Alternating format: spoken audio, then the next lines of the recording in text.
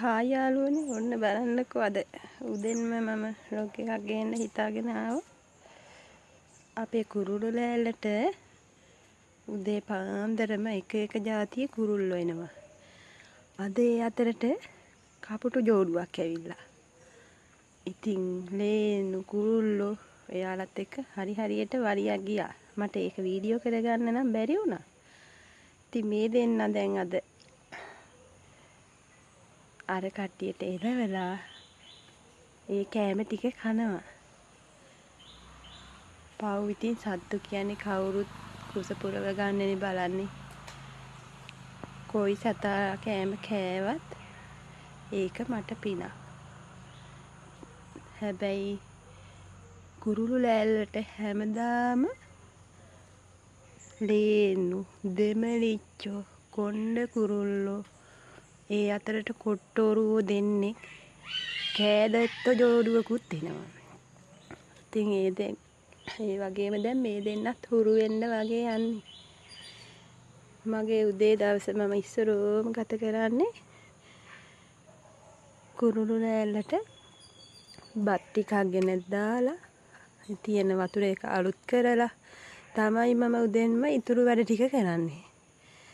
මම කලින් දවසේ වැඩිපුර බත් ඉතුරුනොත් ඒක හරි ඉතුරු කරලා තියෙනවා. නැගිට ගමන්ම මම කුරුළු ලෑල්ලට ඒ බත් ටික දාලා තමයි උදේට උයන්න ගන්නෙ. උදේට කියන්නේ ඉතින් පාන්දර උයනවා. මම කොහොම හරි මෙතනට කරුවලේ හරි ඇවිල්ලා ඒ ටික දානවා. මොකද පාන්දර ඉඳන්ම ලේන්නු ඇවිල්ලා උතන ගහේ එහෙට මෙහෙට දුව පැන ඉන්නවා. මොකද එතන බත් නැත්තම් දන්නවා එයාලා මම කෑම එක ගෙනල්ලා දානවාමයි කියලා. ඉතින් එහෙම තමයි දැන් මේ දෙන්න ওই බත් ටික ඔක්කොම කනවා. කාලා ඉවරුනහම මම තව ටිකකින් අලුත් බත් ටිකක් දාන්න ඕනේ. මොකද අනිත් කට්ටියත් බලාගෙන ඉන්නේ. ඉතින් මම හරිම ආසයි කුරුළු ලෑල්ලට එහෙම කෑම දාලා මම පළතුරු උනත් අපිට කන්න ගේනේ වගේ කෑල්ලක් මෙතනින් තියෙනවා. ඔන්න බලන්නකෝ බොරුණ. අන්න හේලෙන් පැටි අයිනවා හිමීට.